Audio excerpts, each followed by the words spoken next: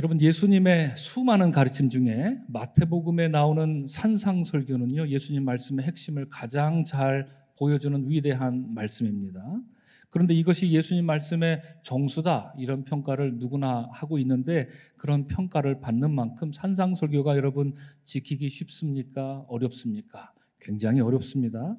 예수님 말씀 중에 가장 어려운 말씀 손꼽아 보라면 바로 산상설교다, 이렇게 사람들이 얘기할 것입니다.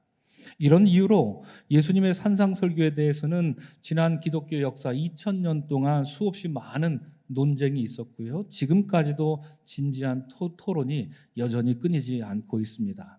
특별히 라인홀드 니버라는 미국의 윤리학자, 신학자가 1932년에 저술한 책이 있습니다. 도덕적 인간과 비도덕적 사회, Moral Man and Immoral Society라는 책인데요, 그 책에서 이 니버는 이렇게 말한 적이 있습니다. 산상설교는 어떤 특정 개인들, 곧 우리가 성인이라, 세인트라고 보통 우리가 부르는 이 성인이라 부르는 영웅적이고 윤리적으로 초월한 사람들을 대상으로 한 설교다, 이렇게 얘기한 적이 있습니다. 이 신학자의 말인즉슨 산상설교는 여러분이나 저처럼, 우리처럼 이렇게 평범한 사람들은 절대로 넘볼 수 없는 그런 가르침이다라는 뜻이죠. 이 말씀은 너무나 지키기 어려워서 기독교 역사 속에서 성 어거스틴이 우리가 이렇게 부르는 것처럼 이 성인의 반열에 오른 사람들 정도라야 지킬 수 있지 않겠느냐 하는 이야기를 했던 것입니다.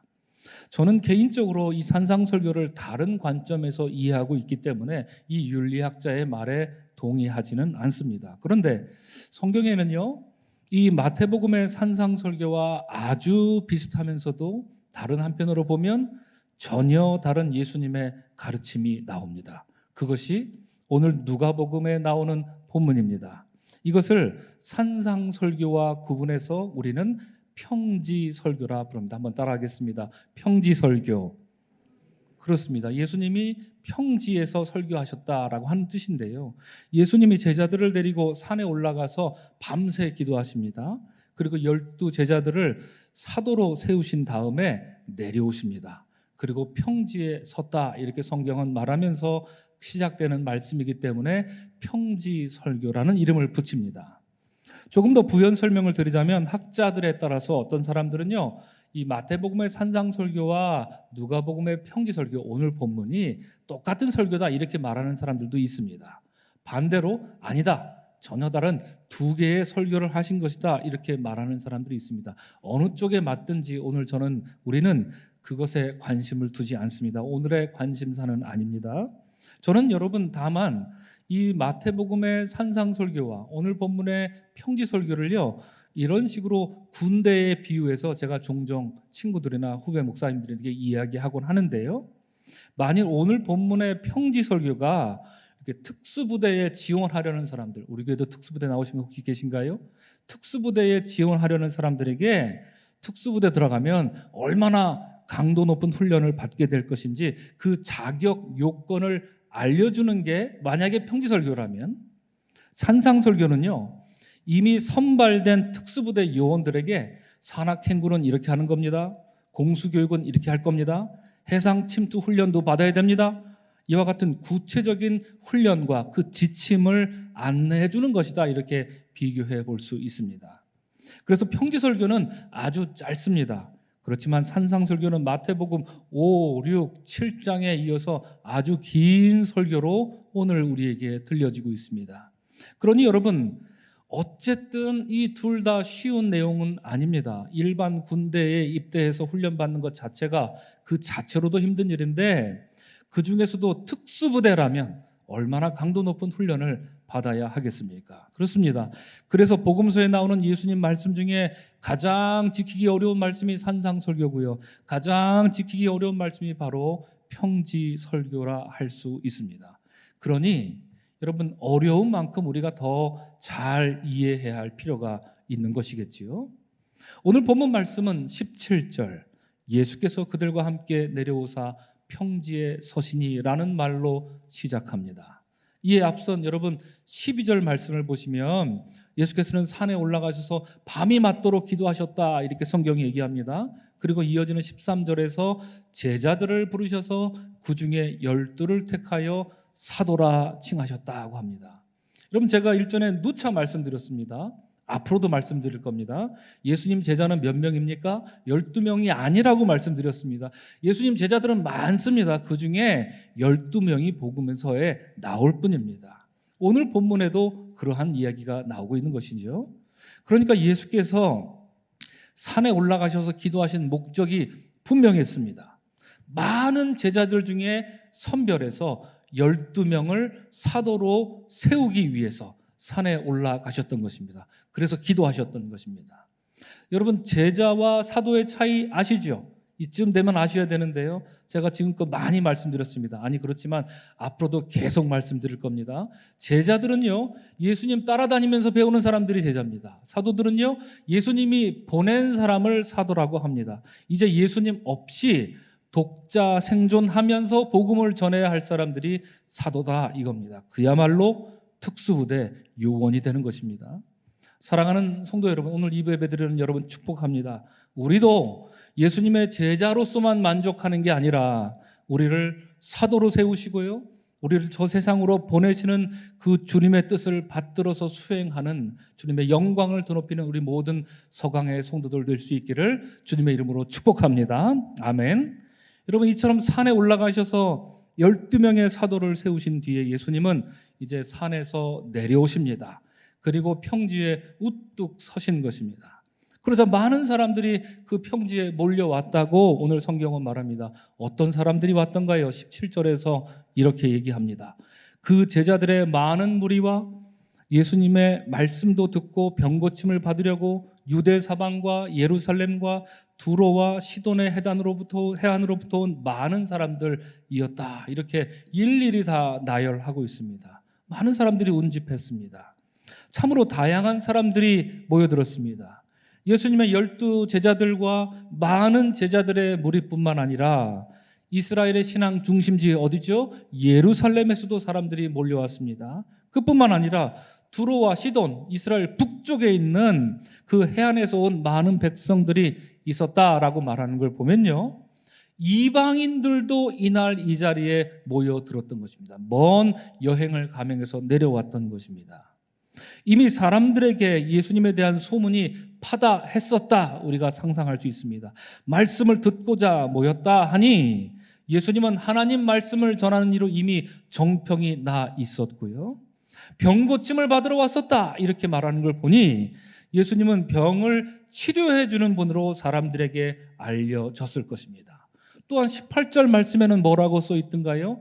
더러운 귀신에게 고난받는 자들도 고침을 받았다, 이렇게 성경에 말하는 걸 보니 예수님은 이미 귀신을 내쫓는 분으로도 사람들의 입에서 입으로 널리 알려졌을 것입니다.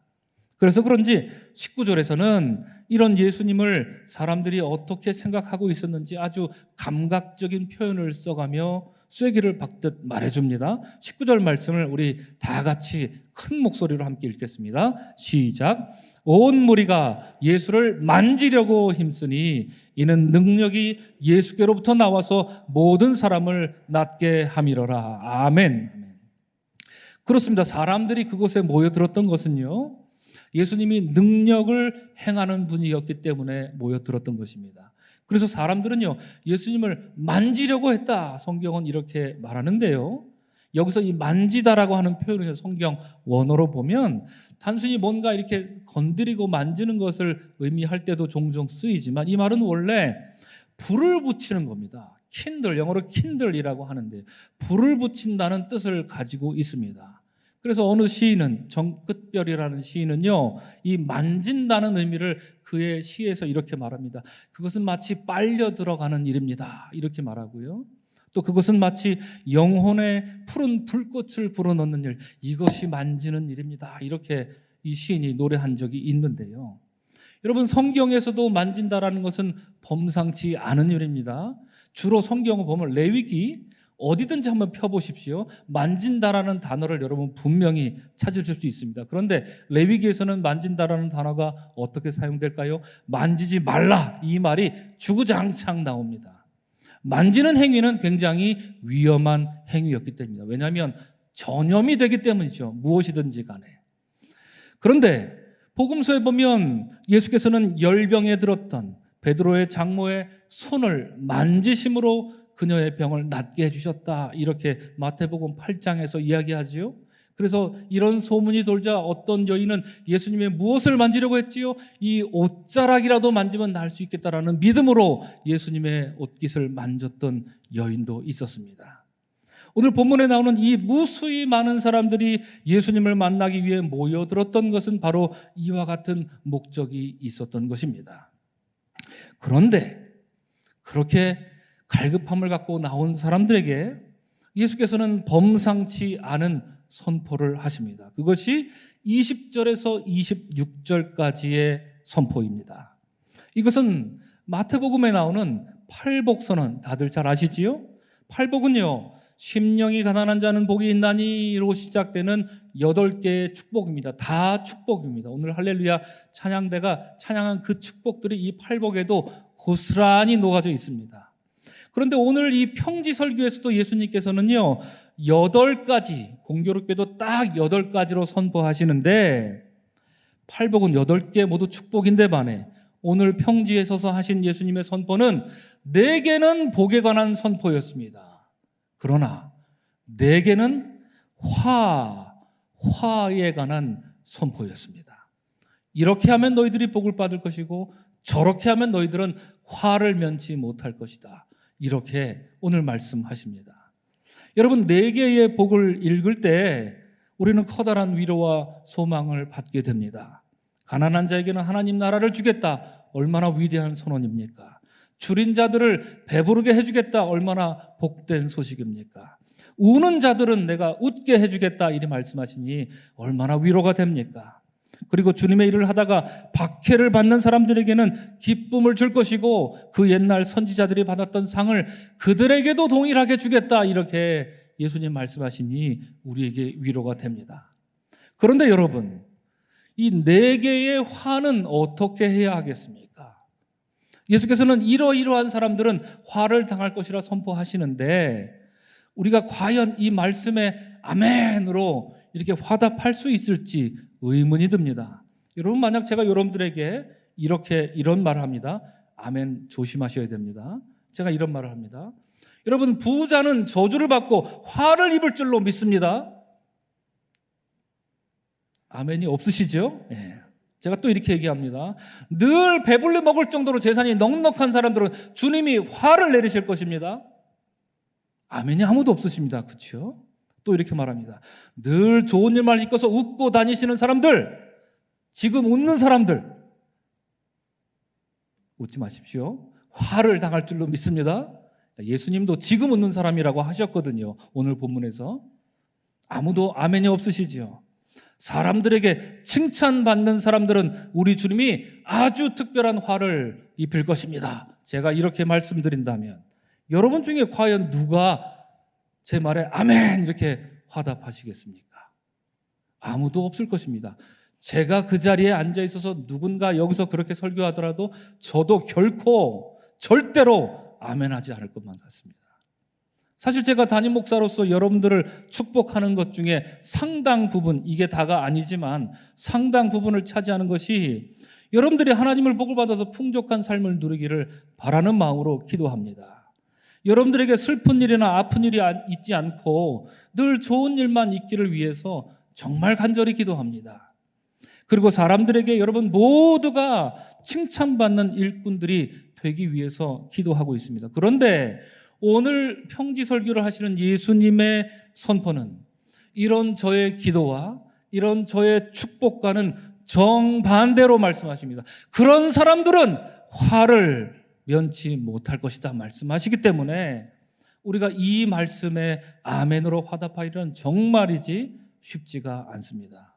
아니 어쩌면 우리는 예수님의 그 말씀이 무슨 뜻인지조차도 제대로 이해를 하지 못하고 있을지도 모릅니다. 사실 여러분, 많은 학자들은요 이구동성으로 말하기를 오늘 본문, 오늘 평지에서 설교하신 이 예수님의 모습은요 마치 산에서 내려와서 말씀하시는 예수님의 모습은 그 옛날 출애굽기 34장에 나오는 것처럼 모세가 시내산에서 하나님의 계명을 받고 내려와서 이스라엘 백성들에게 하나님의 율법을 전해주는 모습을 저절로 자연스럽게 연상시켜준다, 이렇게 이야기하곤 합니다. 이것이 또 특별히 신명기 11장을 보시면 모세가 하나님이 약속하신 가나안 땅을 바라보면서 설교하는 장면이 나옵니다. 이것이 저 유명한 모세의 모압 평지 설교입니다. 둘 다 평지에서 설교했습니다. 그 평지에 서서 모세는 하나님의 말씀을 받들어서 이스라엘 백성들에게 말하는데요. 그것이 무엇이었습니까? 내가 오늘 복과 저주를 너희 앞에 두겠다. 모세의 설교였습니다. 평지에서 모세가 한 설교입니다. 오늘 본문에서 평지에 서서 복과 화를 말씀하시는 예수님의 설교와 예수님의 선포와 아주 정확히 일치합니다. 하나님이 모세를 통해서 명령하셨던 것은 이제 이스라엘 백성들이 약속의 땅 가나안에 들어가면 너희들은 먼저 그 가나안 땅에 들어가서 그리심산과 에발산을 찾아라. 그리고 그리심산에서는 축복을 선포하고 에발산에서는 저주를 선포하라. 이것이었습니다. 이것이 모세가 한 말이었습니다. 가나안 땅에 들어가서 하나님의 백성으로서 살기 위해서는 하나님의 복과 그리고 저주를 둘 다 분명히 명심해야 한다라고 하는 모세의 설교였던 것입니다. 자, 그런데 여러분, 왜 그러셨을까요? 왜 그랬을까요, 여러분? 하나님은 왜 모세로 하여금 가나안 땅에 들어가는 이스라엘 백성들에게 이처럼 복과 저주를 선포하라 하셨을까요? 그냥 복만 빌어주면 되지 않을까요? 왜 복과 저주까지도 선포하셨을까요? 그 이유는 의외로 간단합니다. 가나안 사람들의 문명이 이스라엘 백성들의 문명보다 훨씬 앞섰기 때문입니다. 이스라엘 백성들은 고작 청동기 문명 수준에 머물렀을 것에 반해 가나안 사람들은 이미 철기 문명을 자유자재로 사용하고 있었기 때문입니다. 말하자면 이런 겁니다. 가나안 사람들은 스마트폰을 들고 쇼핑을 하고 있었다면 40년 동안 거친 광야 생활을 겪은 이스라엘 백성들은요, 여전히 이 돌리는 전화기, 지금은 없지 않습니까? 이 돌리는 전화기로 통신을 주고받는 수준이었다는 얘기입니다. 이런 조건에서 만약 이스라엘 백성들이 가나안 땅에 들어가면 누가 누구를 부러워하고 누가 누구를 따라할 것이며 누가 누구에게 영향을 받겠습니까? 그 결과는 불보듯 뻔합니다. 이런 이유로 모압 평지에서 모세는요, 이스라엘 백성들에게 이르기를, 이스라엘 백성들아, 너희는 비록 가나안 땅에 들어가더라도 애굽으로부터 너희를 구해주신 하나님의 사랑과 은혜를 절대로 잊어서는 안 된다. 가나안에 살지라도 하나님의 백성으로서 너희들은 영적인 품격을 유지하며 살아야 한다 하는 그 애끓는 유언을 남긴 것이 바로 복과 화에 관한 모압 평지에서의 모세의 설교였던 것입니다. 여러분, 한번 이미지를 한번 띄워주시고요, 이미지를 한번 봐주시기를 바랍니다. 가나안 땅에 있는 그리심과 에발산은 이렇게 생겼습니다. 여러분 보시기에 왼쪽은 그리심산이고요, 오른쪽 민둥산은 에발산입니다. 그리고 그 중앙으로 움푹 파인 곳 있지요? 거기가 바로 우리가 잘 아는 세겜 땅이라고 하는 곳입니다. 여호수아 8장을 보시면 훗날 가나안 땅에 들어간 여호수아는요, 바로 이곳을 찾아가서, 이 세겜 땅에 찾아가서 자신의 선조였던 모세가 말한 대로 그리심산에서는 축복을, 에발산에서는 저주를 선포하면서 하나님과 맺은 언약을 새롭게 기억하는 그 위대한 아름다운 의식을 행하는 장면이 나옵니다. 여러분, 그러면 세겜은 어떤 땅입니까? 세겜 땅은 어떤 곳인가요? 세겜은요, 믿음의 조상 아브라함이 세겜에서 처음으로 하나님과 언약을 맺은 땅이 세겜입니다. 바로 저곳에서 말입니다. 세겜 땅은요, 야곱이 제단을 쌓고 하나님과 언약을 맺은 곳, 바로 저곳, 움푹 파인 곳, 그곳 세겜이었습니다. 세겜은 곧 언약의 땅입니다. 이곳에서 비로소 성경에 제일 처음으로 하나님의 역사가 시작된 것입니다. 그러니까 이 언약의 땅 세겜 왼편으로는 축복의 그리심산이, 세겜 오른편으로는 저주의 에발산이 서 있는 것입니다. 이스라엘 백성들은 가나안 땅에 정착해서 축복의 길을 갈 것인지 아니면 저주의 길을 갈 것인지, 그 늪에 빠져서 허우덕 거릴 것인지 그 선택의 길에 놓이게 된 것입니다. 사랑하는 성도 여러분, 오늘 이 예배 드리는 여러분들은 지금 어디에 서 계십니까? 영적으로 생각하면 우리도 언약의 땅 세겜에 서 있는 것입니다. 우리도 날마다 그리심산과 에발산의 선택과 결단의 순간을 맞이하며 살아가고 있습니다. 까딱 잘못했다가는 자기도 모르게 에발산으로 향하고 있는 우리들을 보게 됩니다. 아니, 심지어 때로는요, 그 저주의 에발산 정상 꼭대기에 올라가 앉아 있으면서도 그 산이 그리심산이라고 스스로 속일 때도 참으로 많습니다. 사랑하는 성도 여러분, 오늘 본문에서 예수께서는 4개의 복과 4개의 화를 선포하신 사건도 우리들은 이와 같은 눈으로 바라보게 됩니다. 감사하게도 예수께서는 오늘 본문의 말씀을 일리관지로 꿰뚫을 수 있는 핵심 단어를 우리에게 마치 힌트처럼 남겨주셨는데요. 그것이 바로 23절에 나오는 선지자, 그리고 26절에 나오는 거짓 선지자입니다. 예수께서는 23절에서 선지자들이 복을 받은 것처럼 만약에 너희들이 선지자와 같이 한다면 그런 너희들에게도 내가 복을 베풀어 주겠다, 이리 말씀하시는 것이고요. 26절에서 거짓 선지자들이 화를 면치 못했던 것처럼 만약 너희들이 그 거짓 선지자와 같다고 한다면 그런 너희들도 화를 면치 못할 것이다, 이 말씀을 오늘 우리에게도 들려주고 있는 것입니다. 여러분, 선지자와 거짓 선지자 구분이 되시던가요? 선지자와 거짓 선지자 둘 다 선지자가 맞습니다. 그러나 이 둘은 완전히 다릅니다. 선지자는요, 세상을 잘 알고 세상을 분석합니다. 그러나 세상이 아무리 꼬드겨도 미동조차 하지 않는 사람들이 선지자였습니다. 오직 자신의 영혼을 하나님 말씀에 깊이 담그고 삶의 기준을 그 위에 세워 맞춘 사람들이 선지자였습니다. 예수께서는 이런 사람들을 선지자라 명명했던 것입니다. 반대로 거짓 선지자 어떻습니까? 여러분, 거짓 선지자들은 하나님의 말씀을 들을까요? 안 들을까요? 듣습니다.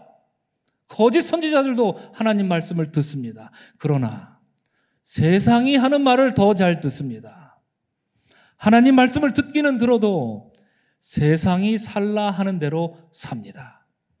하나님 말씀을 읽기는 읽어도 세상이 정해준 기준에 하나님 말씀을 끼워 맞춰 삽니다. 그래서 예수께서는 이런 이들을 거짓 선지자라 이렇게 명명하고 있습니다. 미국의 윤리학자인 스탠리 하워워스라는 분이 있습니다. 그분이 이런 얘기를 합니다. 그리스도인들은 이 세상에서 나그네와 거류민의 신분으로 살아가는 존재라는 것을 잊지 말아야 한다 합니다. 그리스도인들은 세상에 살고 또한 살아야 하지만 하나님의 백성으로서의 영적인 품격을 잊지 말아야 한다, 잃지 말아야 한다, 이렇게 알려주고 있습니다. 이 땅에서는 나그네와 거류민 신분이라 할 것입니다. 그것을 얘기하고 있습니다.